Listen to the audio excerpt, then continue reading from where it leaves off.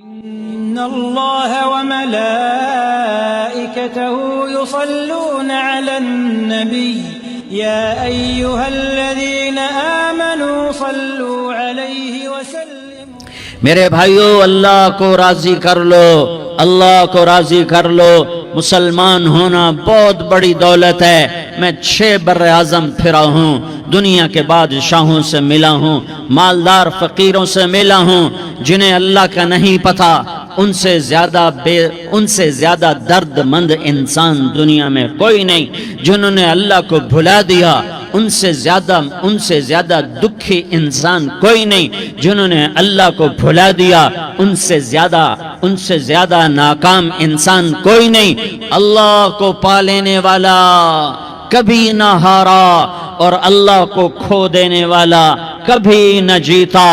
اللہ کو راضی کرنے والے کے مقدر میں ہار نہیں ہے، چاہے سولی پہ لٹک جائے، چاہے ٹکڑے ٹکڑے کر دیا جائے، چاہے آگ میں جلا دیا جائے، چاہے جانوروں کے آگے قیمہ کر کے پھینک دیا جائے۔ جس نے اللہ کو پا لیا وہ کبھی نہ ہارا، اس نے کچھ نہ کھویا، اس نے سب کچھ پایا۔ اور جس نے اللہ کو کھو دیا، اس نے سب کچھ کھو دیا، سب کچھ لٹ گیا۔ بھائیو، میں آج جھولی پھیلانے آیا ہوں، میں سیاسی آدمی نہیں ہوں، میں جھولی پھیلانے آیا ہوں، ووٹ کے لیے نہیں۔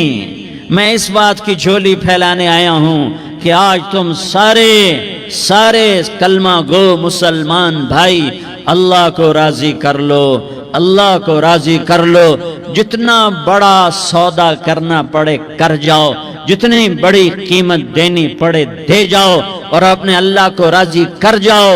جان پہ کھیلنا پڑے کھیل جاؤ، مال لٹانا پڑے لٹا دو، عزت آبرو داؤ پہ لگے لگا دو، پر اللہ کو نہ ہاتھ سے جانے دو۔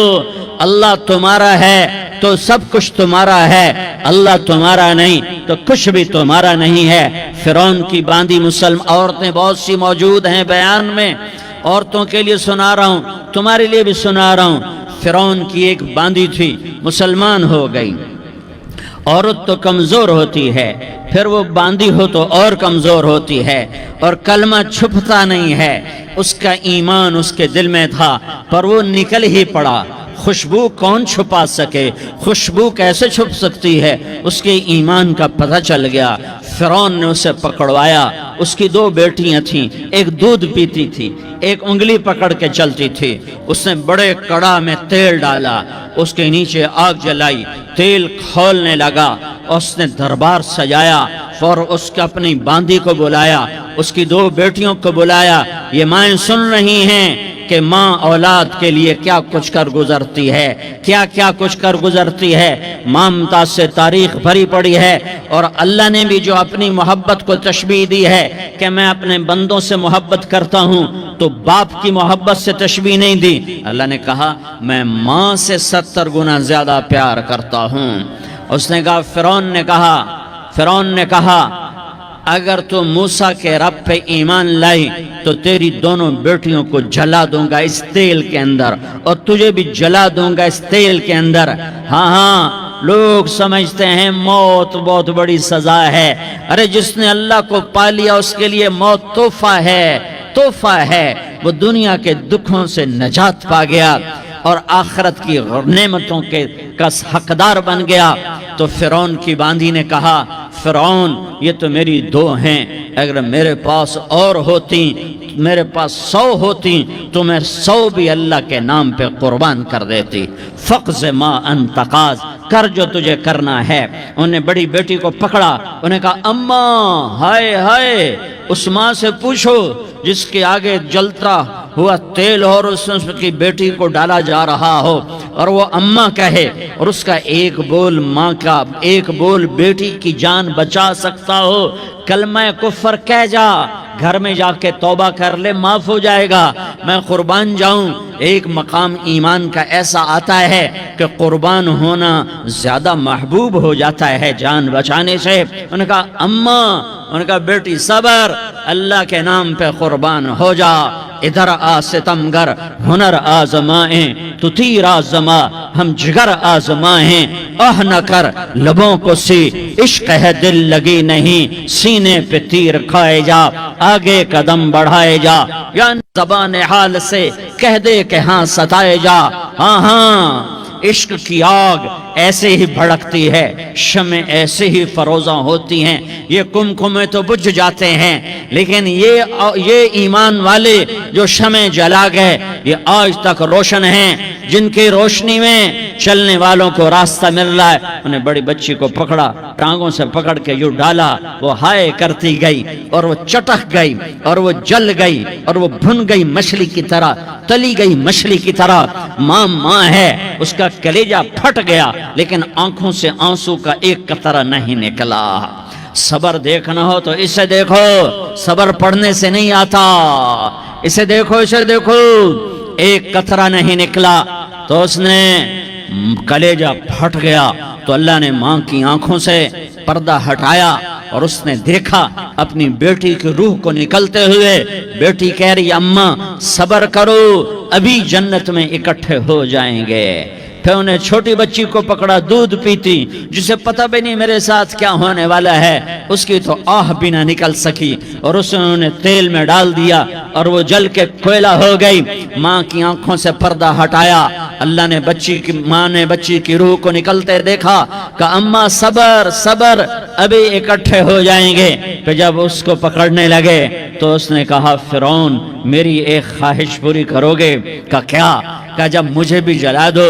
تو مجھے اور میری بیٹی کی ہڈیاں باہر نہ پھینکنا ہمیں کٹھے کہیں دفن کر دینا کٹھے کہیں دبا دینا فرعون نے کہا ہاں تمہاری یہ خواہش پوری کر دی جائے گی ہاں دنیا میں اللہ فرعونوں کو مہلت دیتا چلا آیا لیکن فرعونوں کو مار کے دکھایا نمرودوں کو مہلت دیتا چلا آیا پھر نمرودوں کو مار کے دکھایا قارونوں کو مہلت دی پھر قارونوں کو مار کے دکھایا پھر جنت اور جہنم کا نظام بنایا پھر ایک دن مجھے بھی کھڑا کرے گا اور تمہیں بھی کھڑا کرے گا پھر ایک طبقہ جنت کا حقدار بنے گا ایک طبقہ آگ کا حقدار بنے گا پھینک دیا جل گئی ہڈیاں نکل آئیں انہیں ہڈیوں کو اٹھا کر زمین میں دبا دیا 2000 سال گزر گئے میرا نبی دنیا میں موسیٰ علیہ السلام کے 2000 سال بعد آتے ہیں اور آپ معراج پہ چلتے ہیں جب آپ بیت المقدس سے معراج کو اٹھے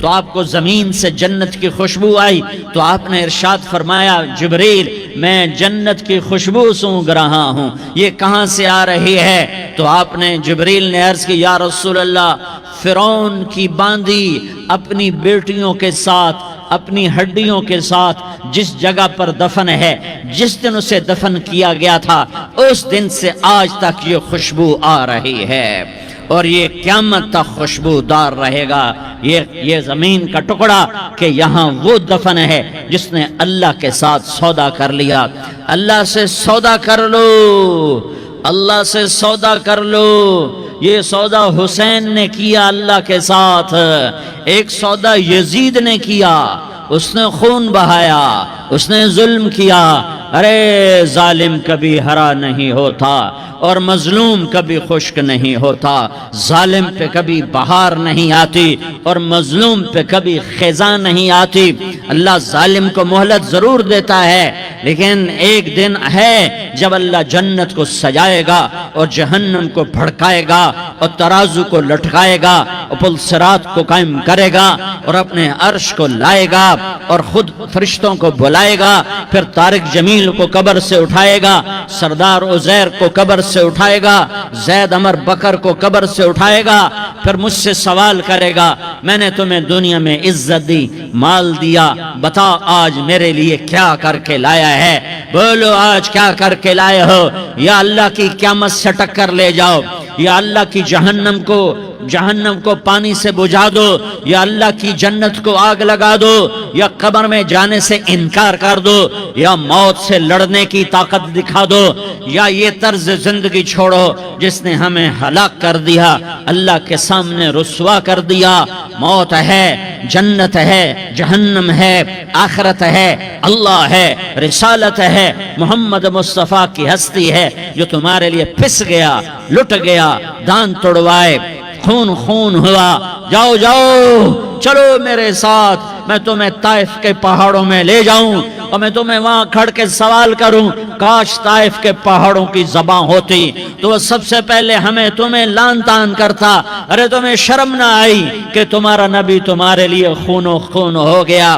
اس کے 2 دفعہ آسمان کے فرشتے روئے ہیں، 2 دفعہ 2 دفعہ 2 دفعہ 2 دفعہ آسمان کے فرشتے روئے ہیں۔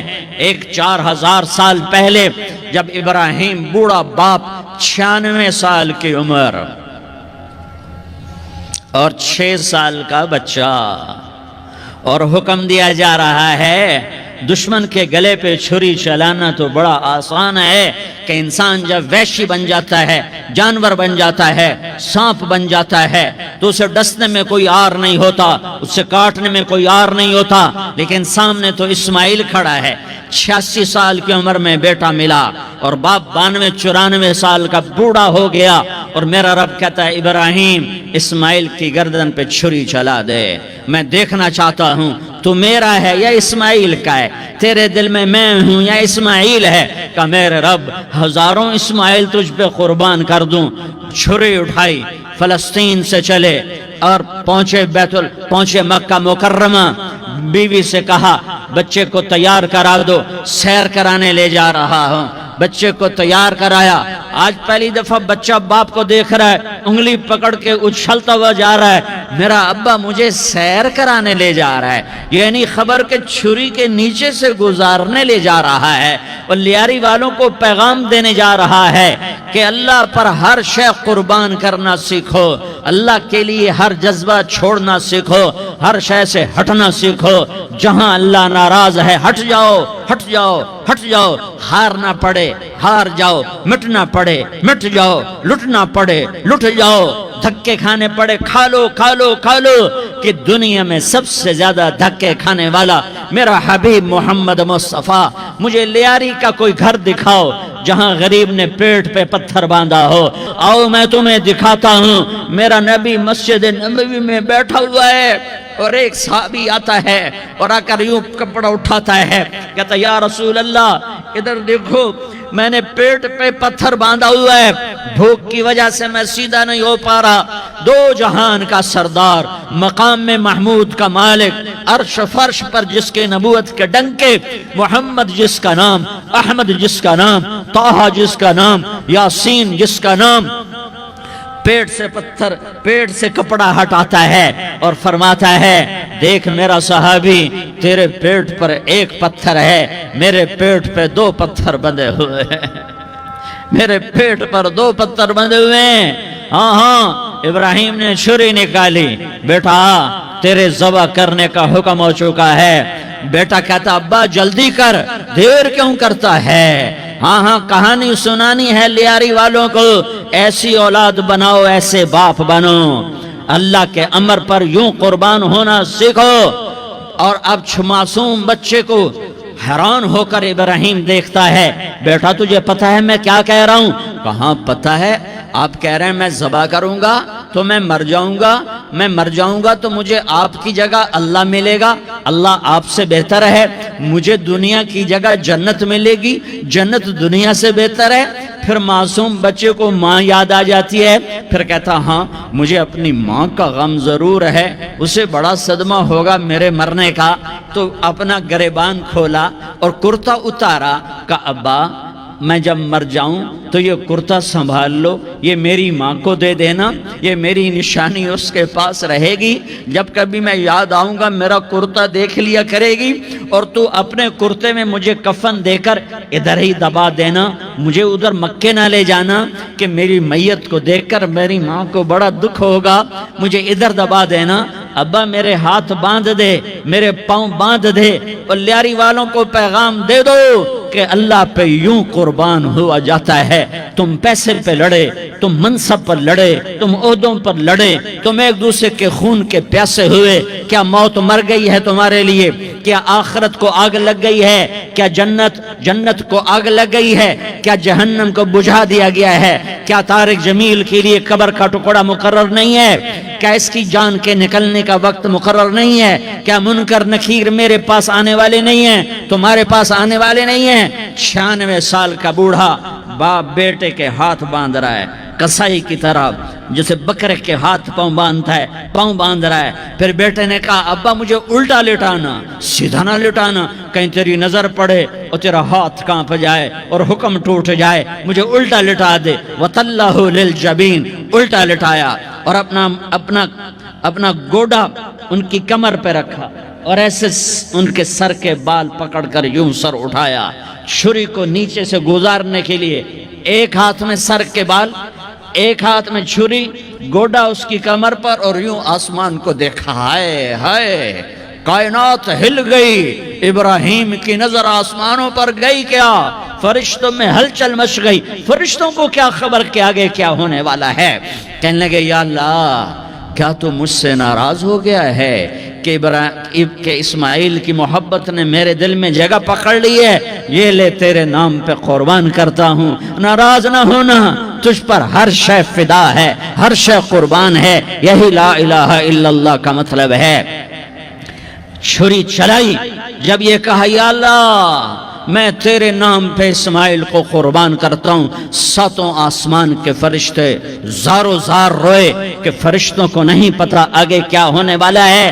دوسری دفعہ 4000 سال بعد یہ طائف کی وادی ہے اور یہ محمد بن عبداللہ ہے اور یہ بھاگ رہے ہیں اور پیچھے پتھر پڑ رہے ہیں اور وہ بھاگ کے پیچھے پتھر پڑ رہے ہیں. پھر آپ گرتے ہیں، پھر اٹھ کے بھاگتے ہیں، پھر پتھر پڑتے ہیں، پھر آپ گرتے ہیں، پھر اٹھ کے بھاگتے ہیں، پھر پتھر پڑتے ہیں، پھر آپ بے ہوش ہوتے ہیں. زید بن حارثہ اٹھاتے ہیں، باغ میں پناہ لیتے ہیں، پھر آپ کو ہوش آتا ہے، پھر آپ اللہ کی بارگاہ میں دعا کرتے ہیں.